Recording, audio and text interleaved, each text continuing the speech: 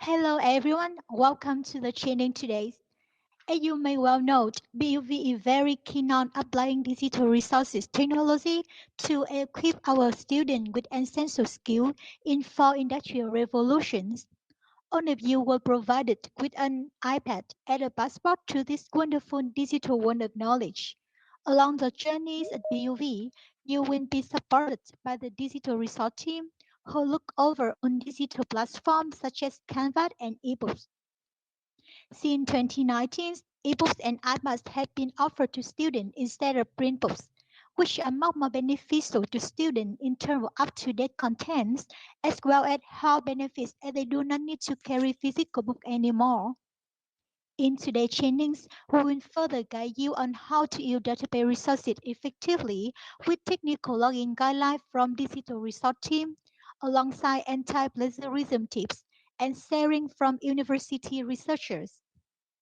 Now, let's begin with the first batch, BUV Academic Database.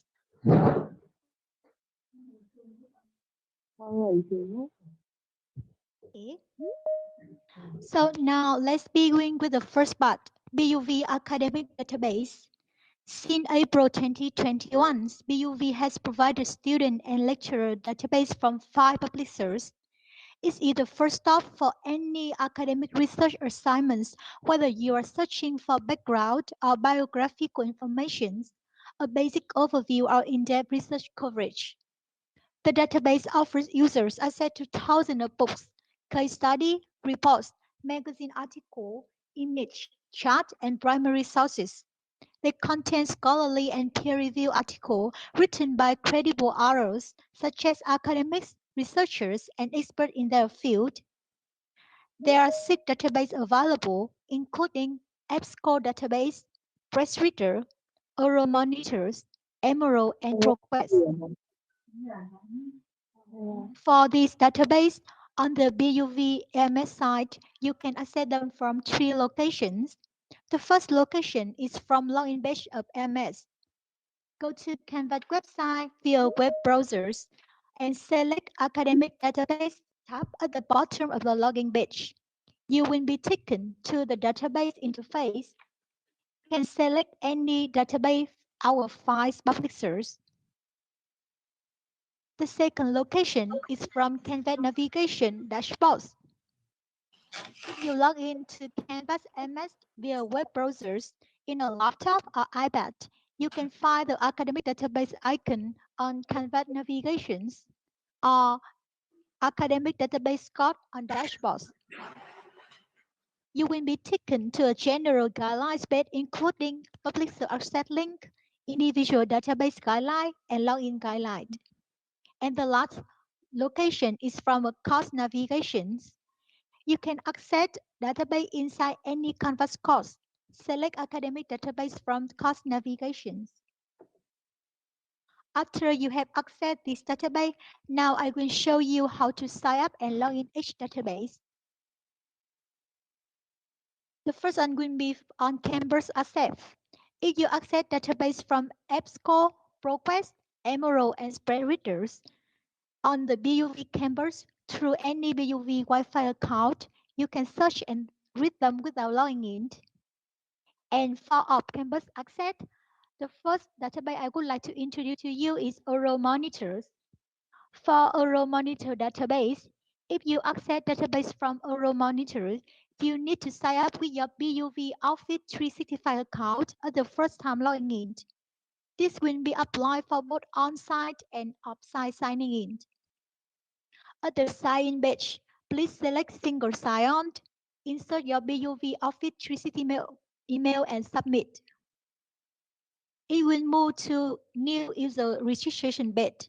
In here, please input your information, including your names, your course, department, and then scroll down and click accept and close, then submit. Select goals to go to the dashboard term and condition. You need to read and accept them as the last step.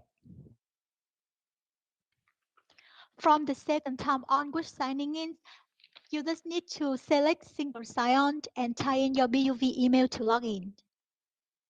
The second database will be EBSCO and ProQuest. No need for sign up to use this database. At their sign page, users need to insert your username and password is BUV users and the password is database at 2021. The next database will be Emerald database. It will be the same as Euromonitor. You need to use your BUV email to sign up for the first time. Go to the Emerald website, enter required information, including name, email address, and ON code. The ON code is really important at this sections. The ON code was provided to you by MS Team in the separated email. So if you couldn't find any email about that, please email us. Now you will receive an email asking you to activate your account. Click login link, then you will be directed to a welcome page to create and confirm your passwords. You are advised to use your BUV email passwords. After assigning a password, click continue to begin searching from the search bar. If you have issue with your password, select forgot passwords in sign-in page. From the second time logging in, please select log in to your profile option, not through institution options. And the last database I would like to show you is PressReader database. In here, you need to use your BUV email to sign up for the first time. Go to PressReader website, click sign in, search and select BUV library group and sign up. Enter your BUV email and passwords, your name, then click create my account. If you have issue with password, please select forgot passwords in the sign page.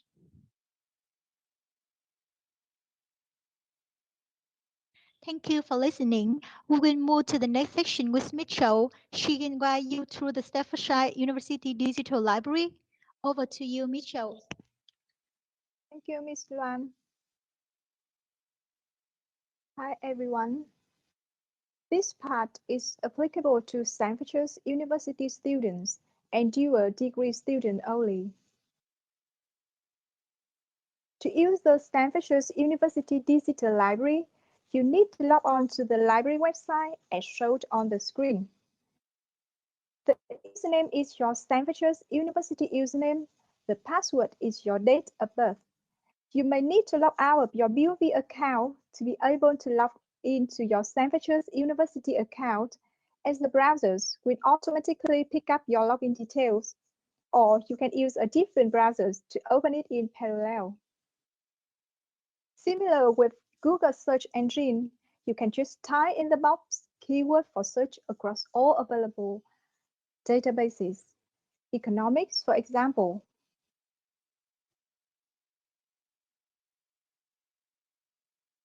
The search option pane appears after you start typing in the search box. This allows you to choose to search for more limited content. There are many, but because we are not in the UK, it is better to choose online articles and books.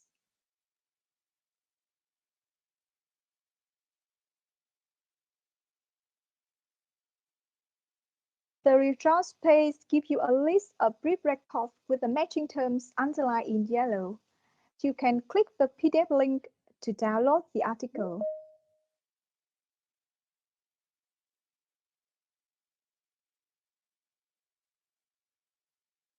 Or read it online from the publishers or the provider's link.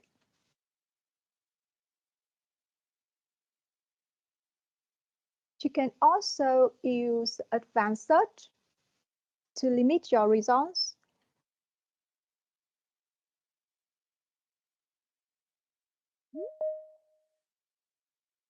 It gives you results in the same format as the simple search. The second way to research is using specific databases. It is very useful for you when you know exactly what database you are looking for. Click e-resources complete from A to Z list.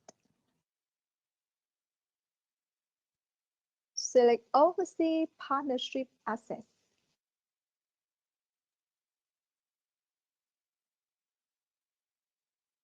You can find resources for your research by selecting the appropriate letter below or select a subject from the subject drop-down list. This page shows you databases, ebooks, articles, journals, and other materials. For example, if you would like to access JSTOR, please click on the link and start researching.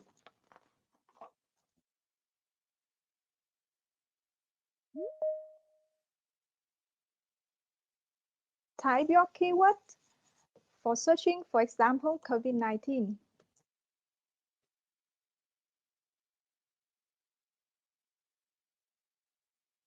The search results for keyword COVID-19 appear. It is available to download or read online. Besides current databases, Stanford University Library provides new and trial databases. They are being evaluated for future subscription. You can use them to research in the same way as the current databases. To avoid any issue with academic compliance, Mr. Chung from Academic Compliance Team will share with you some useful tips. Mr. Chung, please, over to you. Thank you, Ms. Châu. Let me share my screen. So in the presentation today, probably this is the second time you see me talking with you about Academic Connect. The first time should be your orientation day. And I just need you to pay attention for less than 10 minutes to avoid plagiarism issues that many students encounter in their first year at BUV. You will have a more detailed session with Dr. Mike Perkin on anti-plagiarism. What I just give you today is some easy to remember and useful tip. Firstly, when you use a database like ABSCO or you use a Staffordshire University search paper, you can just enter the keyword as you have on Google Scholar. And then there are some results here. You just click on the result and it open the paper.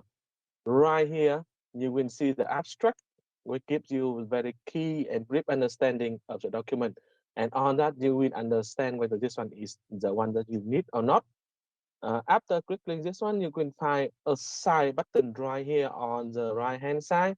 And what you need to do is simply click on this one, and it will open a panel of many different citations. So what you need to do is choose the one that might will train you to use, and you will have what is needed for the reference list and the in-text citation.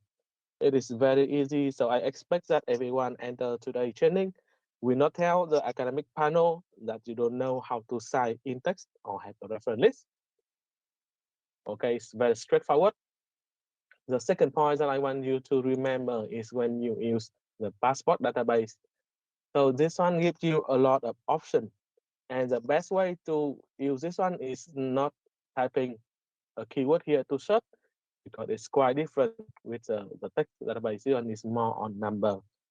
So it is better for you to select the specific, for example, industry that you want to use. You click on the industry and you choose the appliance and electronic, consumer electronic, where you can select many like imaging device, portable player, wearable or headphone or mobile phone just right here.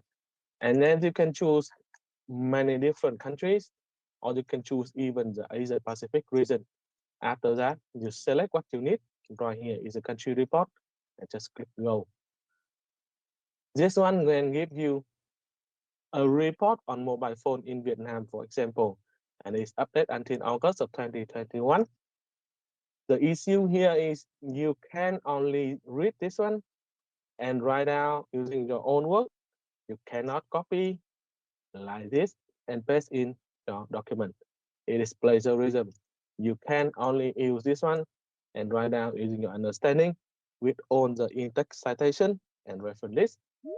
Another way to use the passport is you can try the economies factor, like the economy, finance, and trade. You can choose this one. The same have the Vietnam here. Then we have the country report. In here, you will have the country report of Vietnam for many different aspects. In many of your assignments, you will be asked to write about pest analysis, like this one. Again, it is not allowed to copy. You must write down with your own understanding. And I cannot stress this enough because I have been in many panel and students said that I have this one from the passport and it's great, it's excellent, it's full of detail, there's many picture here, and I just copy and paste. No, you cannot copy and paste. What you can use from here is really just the graph and all the analysis and understanding you need to write down, paraphrase using your own understanding. Okay, so my advice to you is really just read the report, understand what it's talking about, and write down using the word that you cannot understand. Many cases students use a fancy word that later when the panel asks, they cannot understand what they just write in the paper. So hope that this is very useful for your future and avoid academic misconduct. Let's not see you again until you graduate. Thank you very much. And it is end of my part.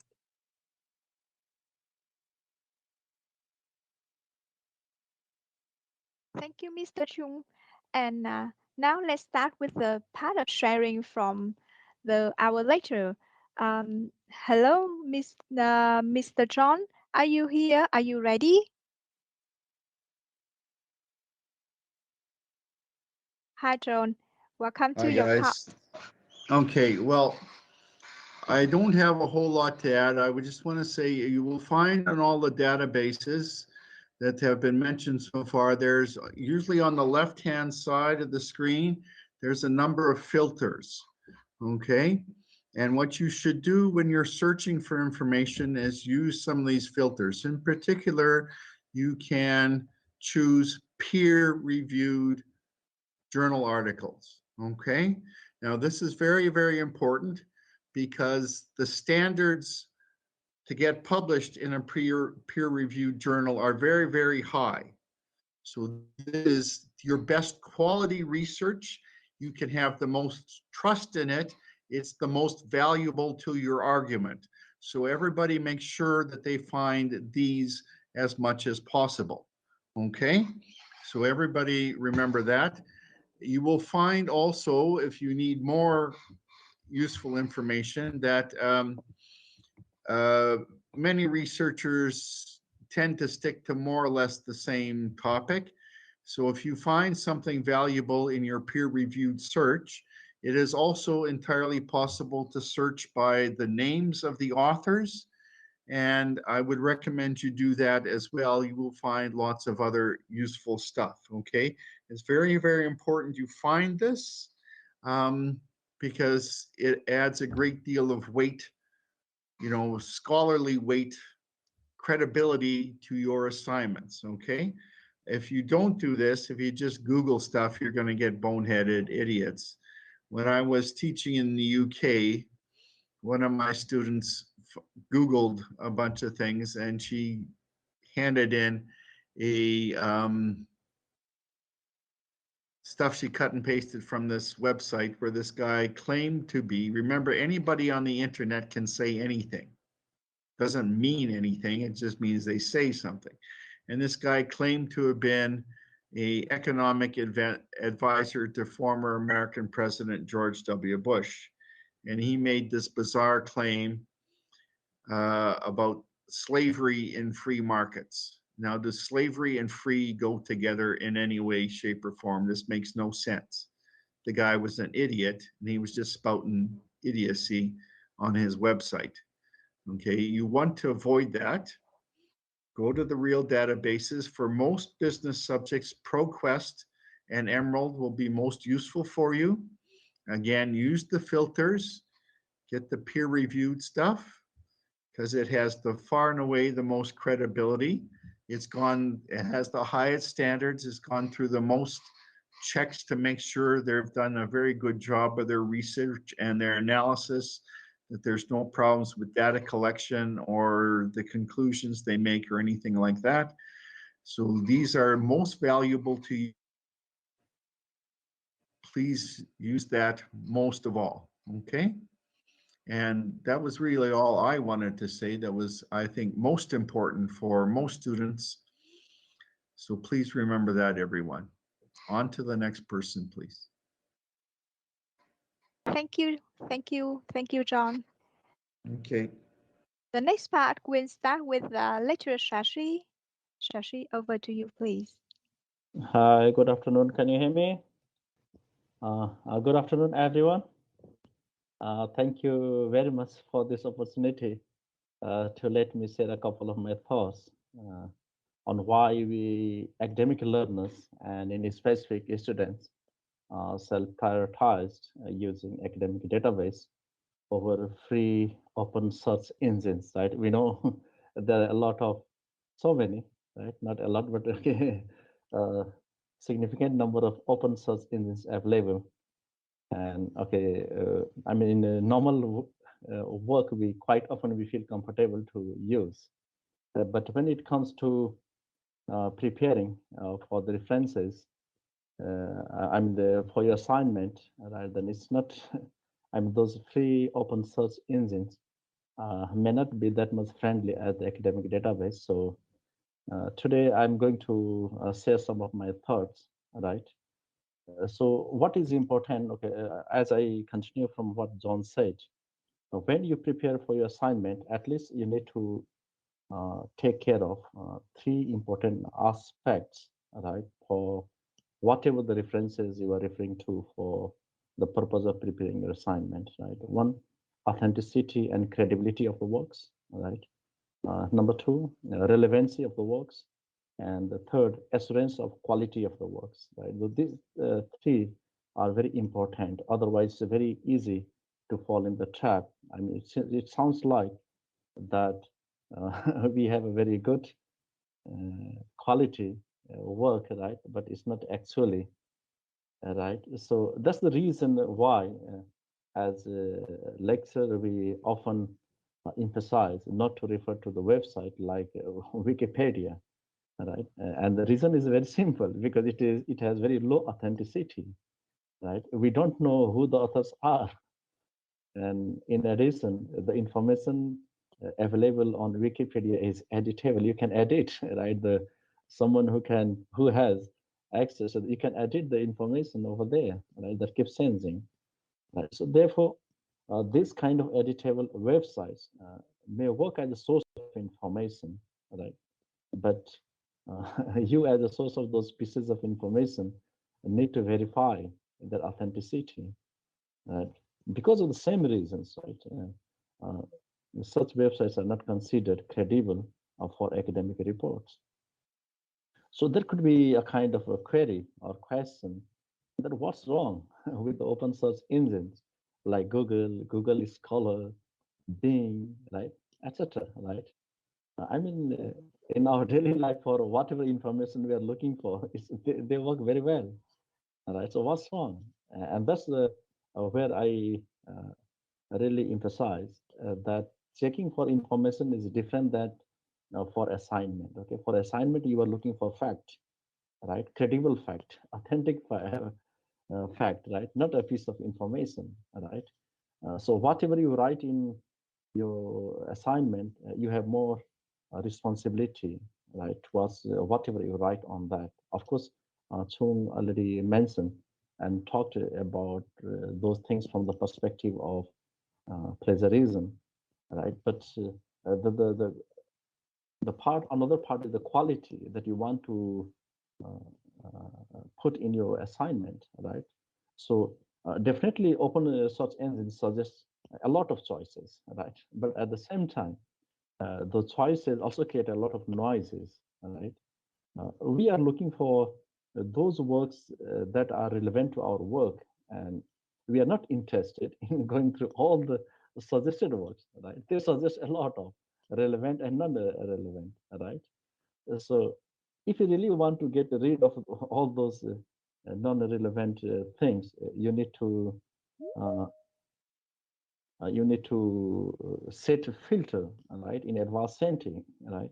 Yes, those open source engines give you that flexibility. You can set the filter, right? But normally we don't do that, right? Or maybe we are not aware of such setting, right? So if that's the reason we have hundreds or thousands of choices, right? And we just get lost where from where to start, right? Despite that, assurance of quality of those works, right, in the open search engine is another issue, because these are not done by any third party, right? So nobody tell you that whatever choices or materials available in those search engines, what is the quality of that, right?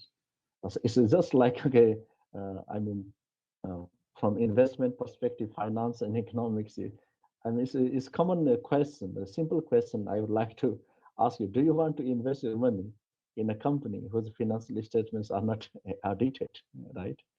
Because no audited means no assurance about the quality of the business or the whatever the numbers they have published, right? There's no authenticity of that.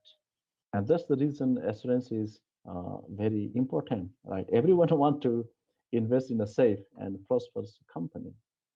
So in a similar fashion, those academic bases are managed by a group of qualified teams.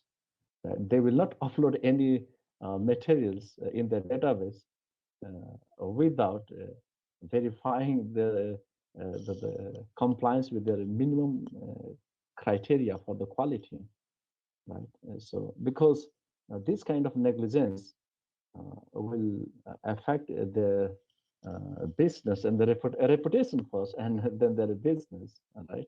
Because ultimately they are doing business, and for this kind of business, reputation is very important. So therefore, uh, when you see any material available on academic database, that means it has passed through the quality assurance process, and you don't need to worry about its quality.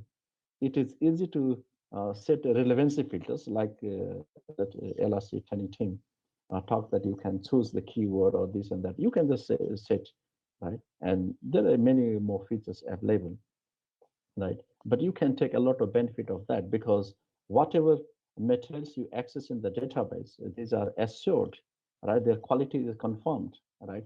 Uh, that's the important aspect of a database, right?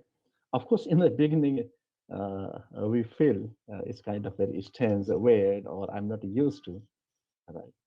But uh, every time when we try new things, that happens, right, with us, right? Possibly a first time when we are using our laptop or a smartphone, we feel that difficulties, because switching from one zone to another is not easy, right?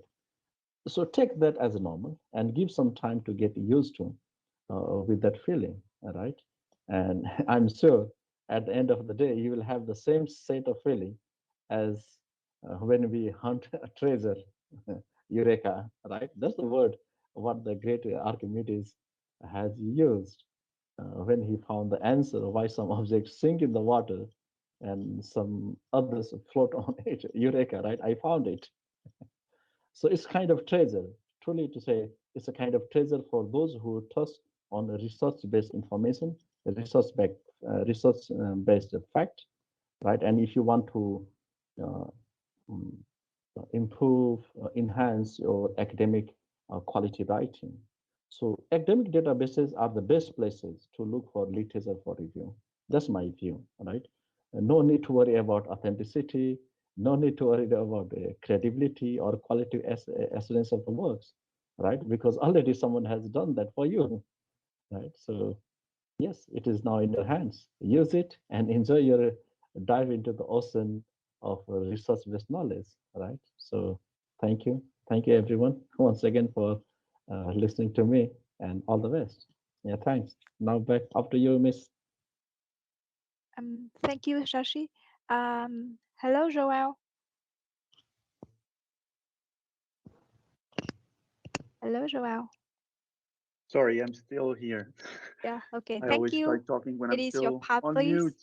Yes, I'm going to do it very quickly because I know especially John and Sachi mentioned two very important things, which is about authenticity and credibility.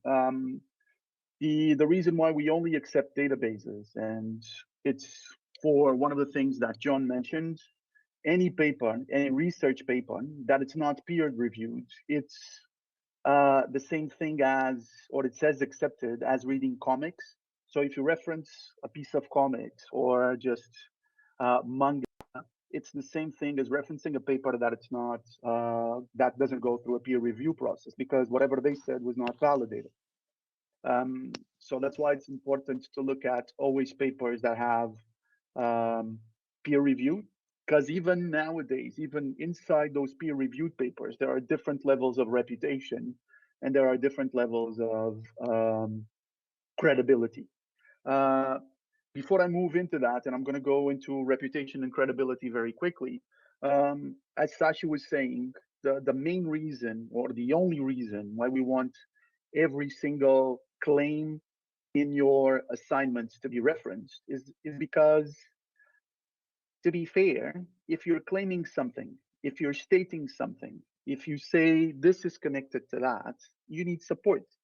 You need to support your evidence. You need to support your claims. We're not in a Biahoy. This is not a backpackers hostel. Everything that we claim is not fueled by alcohol. Everything that we claim needs to be fueled by someone else's research. Everything else, everything that we claim, everything that supports our point of view needs to have some sort of backup, right? And the best possible backup that you can have is research that was already done. It's peer reviewed. It's considered reliable. It's considered authentic. And the only way to get that is via databases. There's no way you can go on Google and search for stuff because, like John said, they will just publish anything, right? So taking the opinion of something that it's written on Google and going to the Biahoy and listen to the first drunk that says something out loud is exactly the same. In addition to that, referencing a paper that it's not peer reviewed or referencing the, I don't know, some manga story like Dragon Ball or whatever, it has the exact same value. So someone who claims to be a researcher, but they publish with no peer-reviewed papers, it's the exact same thing. It's like you can publish that or you can just draw comics, that your reputation is going to be the exact same. There are some ways of checking reputation in terms of journals. Well, one of the ways we have to check for a specific paper's reputation is by looking at the number of citations. Because usually researchers, they tend to acknowledge each other's research. Okay, fine, this was really important. This is a real milestone. So that paper will have more citations because it's seen as important. So looking sometimes at the number of citations is okay. Some journals, even like the journal name, it's like you can have, we know for a fact that they're not reliable just by looking at it. And there's one website, and that's the only thing I want to show you guys. I'm going to share my screen. With that website, wait, let me just access and I'll just put it there, which is Simago, which is usually, it's the one that I usually use to check on a specific journal reputation. It's not about the paper, but it's more about the journal. So when I have questions about the journal, I usually check on this one. I'll send you the link. So this is Simago. Simago, you can just type in the name of the journal that you're looking at, and it will tell you like the level of reputation, which is split into quartiles. If it's not even listed there, I wouldn't put it on my assignment. I would even put it on my bathroom. So if it's a paper that it's not listed there, it's not serious, okay? Because it's not indexed, okay? So I think that's basically my contribution. Remember, references are important because honestly, my friends, to be fair, your opinion is completely worthless unless you have someone to back it up. And the only way to have someone to back it up is by looking at other researchers that support your idea. And that's how we build our knowledge. I thought that this was good. So now let me search to see if someone backs that up. I start to understand more about the topic. And now I realize that even my initial opinion is now changing. And that's how knowledge is built, right? That's the main reason. I think from my side, I'm okay. I don't know if there's any questions. Thank you, Joao. Hi, John. Please make one comment as you want to. Yeah, I agree entirely with Joao here. The question of if it's not supported, it's just an opinion. And I have made this comment on many student submissions. There's one kind of corollary of that point. If you do not include the citation, strictly speaking, you are committing intellectual theft, and that means BUV is going to treat you like a thief. You can be into terrible trouble too. So do use good sources. Do cite them properly, as you will have guidance from the compliance office and from Mike. And that way you'll get good marks and you'll avoid getting into the terrible trouble. And that was my only comment. Okay, thank you very much. Thank you, John. Hi everyone, hi student. This is the Q&A part. You can unmute and ask some questions so that we can answer your questions. We have the first question here from one student named Phạm Hồng Phúc. The question is, so we should always look for sources from the databases. Hi, Zhao, could you please answer this question, please? I was about to leave, Joe. It's okay, I can do it. The advantage is that at least you know what you're looking for and you know that the sources are reliable. If the simple answer to your question is no, you can look outside, but that means you need to be extra careful in making sure that they are reliable, that they are peer reviewed and whatnot. There are more databases in addition to the ones that we use, but I would say keep it simple, stick with these ones, and if necessary, then you can move forward from that. But I would always start with the ones that we have. There's one question, sorry, Cho, there's one question that is slightly related, which just got here, which is, what's the difference between each database? Databases are like, how can I say, it's like corporations, right? So each one has their own agreements with different journals or different publishers. There are basically 3 or 4 main publishers when it comes to research, and different publishers will have agreement with different databases. So that's why sometimes we need to go on different ones to make sure that we cover the vast majority of publishers that are out there. I would say ProQuest is always, like Sasha was saying, ProQuest is always my first choice. That's truly the one that I use the most. And I use one that we don't have access to, which is Science Direct, because we don't have access because it's natural sciences, which is more my area. So those are usually the 2 main ones that I use. I always search on 2, and then sometimes we start digging inside the paper that we are reading, and we see more references. Of course, if they're referenced by a paper that it's already considered a milestone, then they're going to be good as well. Thank you, Shashi. We have No, it was me. You're giving the show. It was me. I feel hurt now. Okay, sorry for that. Okay, we have a raised hand from student named Quỳnh Trang. Quỳnh Trang, could you please unmute and let us know your question? Okay, hi. Good afternoon, professors. Actually, I want to type it, but yeah, it's fine for me to speak directly. I have a question related to citation. So if I use pictures and photos, it's not like data or graphs or charts. It's simply just some picture to describe my product, for example. So how can I cite this? And is it necessary to cite some pictures like that?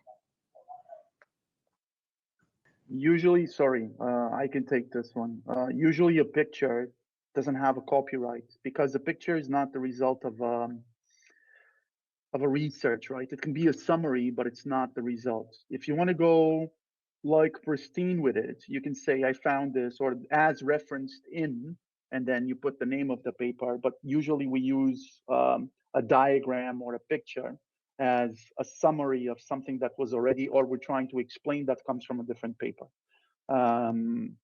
So in the picture, if you talk about the picture as just one, then it is not.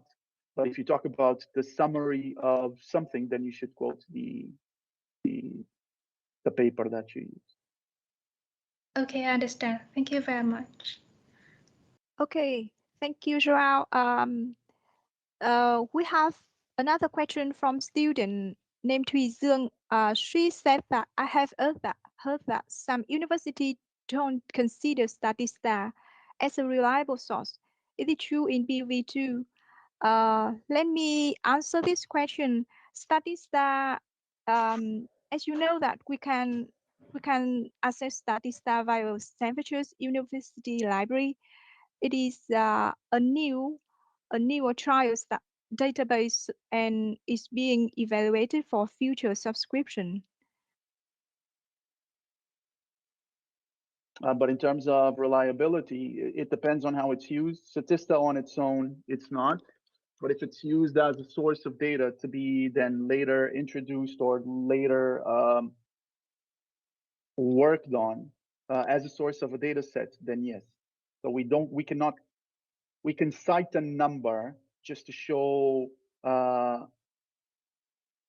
information, but it's not considered 100% reliable because it doesn't come from a peer-reviewed source. Yes. So it's good to work on, not really okay to cite as just the main source of information. Thank you, Joao. One more question. Can I have tips for choosing and getting data with research? Because I often have a problem of finding too many documents related to the topic in the end. I can't filter out good ideas or useful in the article. Could you please help with this question? Read the papers. You Yeah. cannot summarize them until you read them. We find a lot. You're going to find thousands of them. And the idea is to start reading and then start funneling towards what you want to show. Think always about the Biahoy. Biahoy is a wonderful comparison. If you're having a fight or if you're having a discussion with anybody, not a fight, but if you're having an argument with somebody, you want to back up your story as much as you can. So you need to find the papers that support your storyline. And that's the key idea for research. You find on the databases the ones that either support or you change your storyline. But at least you have something validated that supports the story you're telling, because each assignment is a story that you tell, right? So in that story, you have a main idea. Of course, you're going to find thousands of papers that talk about the same topic, but you need to choose the ones and you need to select the ones. And that's how you master this. You choose the ones that support your story. It's not a summary. No one wants to see if you read 1,000 papers. I want to see if what you're claiming actually has some essence or not. Thank you, Joao. One more question from plagiarism that I think Mr. Chung from Compliance Office can help to answer. The question is there any limitation of quotation? When I use quotation in my assignment, Turnitin still take it as a plagiarism. Mr. Chung, please. Yes, this is a very like tricky question, because actually when you are required to do the assignment, it is important to show that you meet the learning requirement of the module of the assignment that you are assigned to. Therefore, if you use too many quotation, it means that you simply just copy someone else's idea and paste into your assignment, whether it has the in-text citation and has a quotation mark.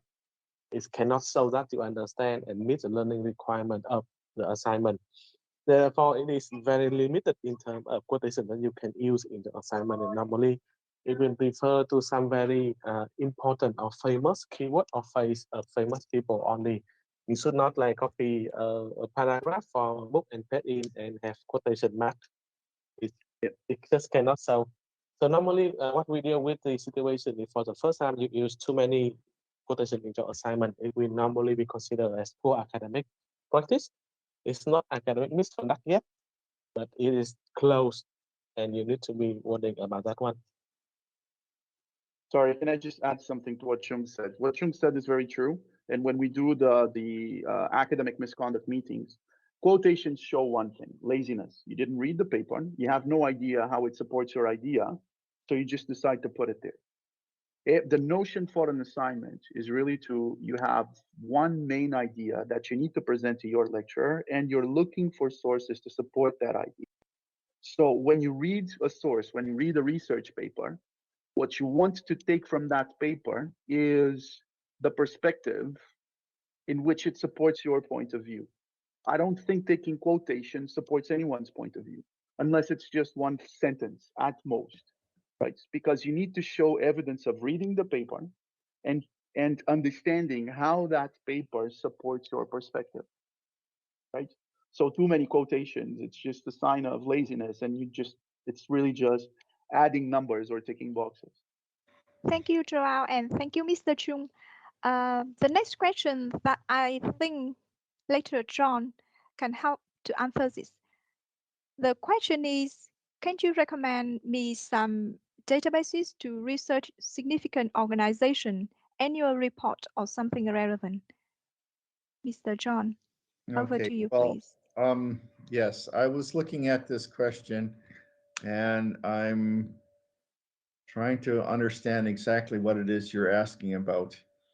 Okay, to find annual reports of an organization, my strong suggestion, if that's what you're looking for, is they usually have these on their company website, and you usually have to, they usually have on the first page of the company website, down near the bottom, they will link to company information, and you can usually find the annual report on the website.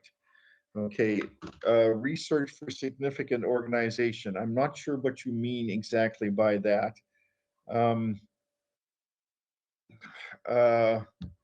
If you mean, are you looking for information about an organization? Are you looking for people who have studied this organization? If you're looking for people who have studied that particular organization or businesses in a particular industry or something like that, I would, as we've been saying all along, I would go to the databases and search the databases. Okay, if you want to analyze an organization's operations. Okay, this is more difficult.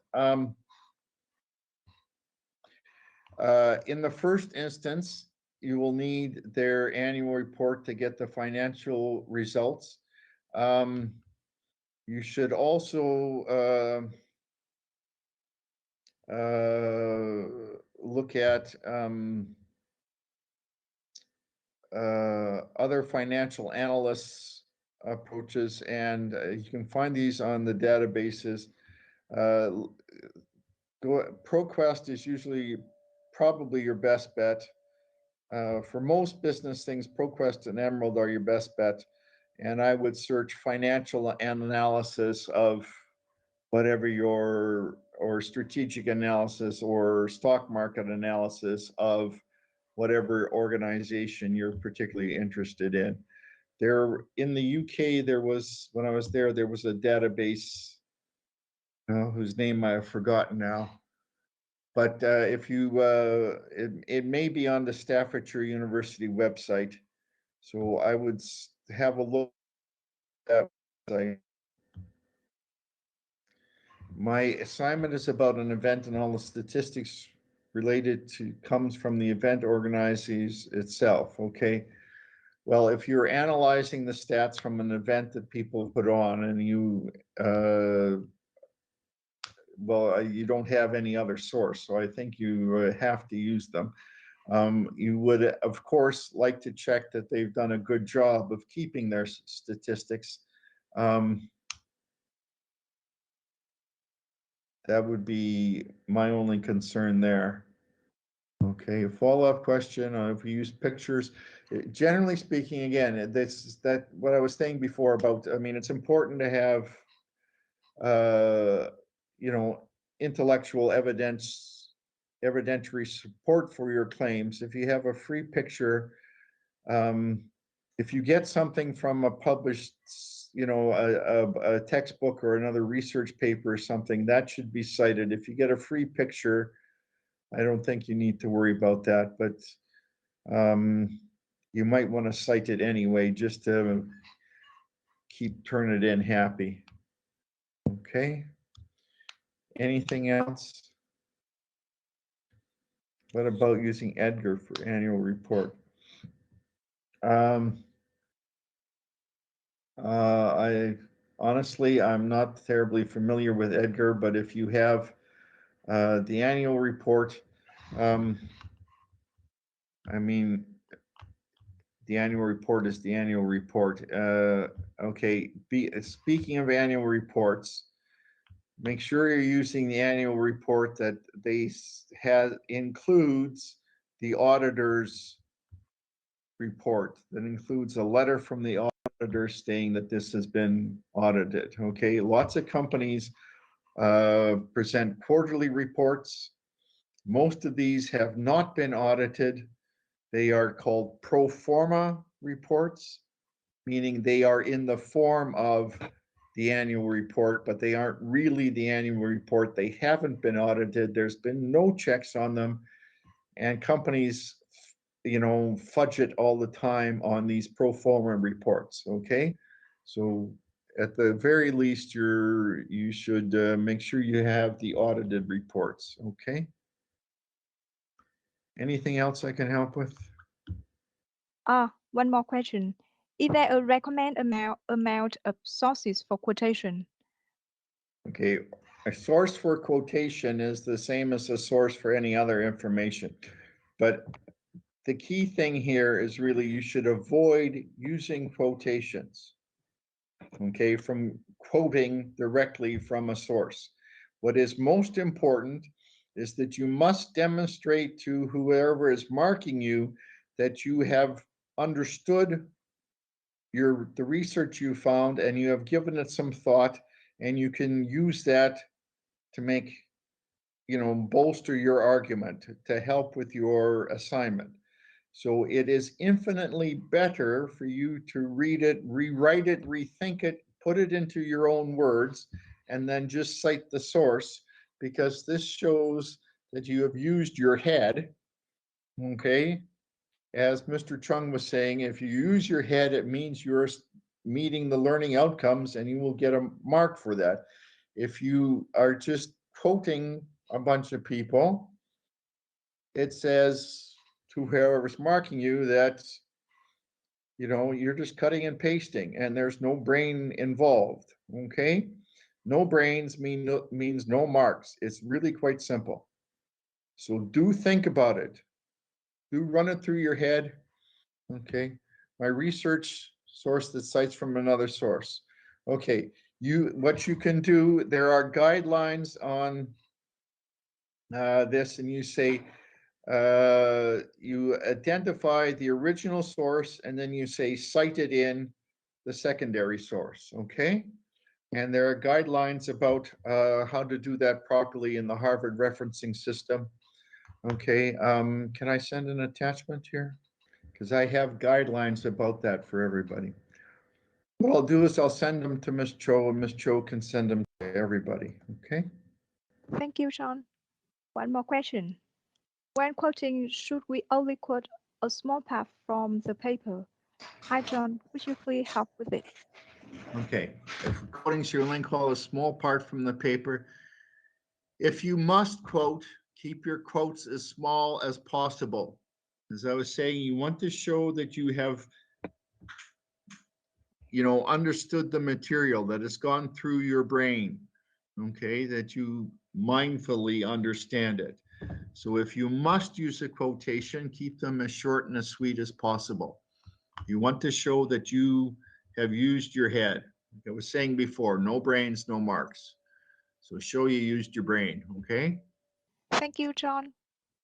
We will wait for more questions. Hi, John. Could you please help with the next question from the same student? Yeah, a sentence or two, that would be enough, okay? A sentence or two would be plenty. Yeah, don't quote too much. You want to, like I say, demonstrate that you have understood the idea, and you can, if you can put it into your own words and it makes sense, that shows you've understood it. That gives you credit. If you just cut and paste stuff, there's no credit for that. There's no marks for that. So don't quote. That's cutting and pasting. It looks like it's cutting and pasting. Do show that you used your head, okay? Keep quotations very short and sweet. if you must quote at all. Thank you, John. The next question is it okay if I combine two or more sources?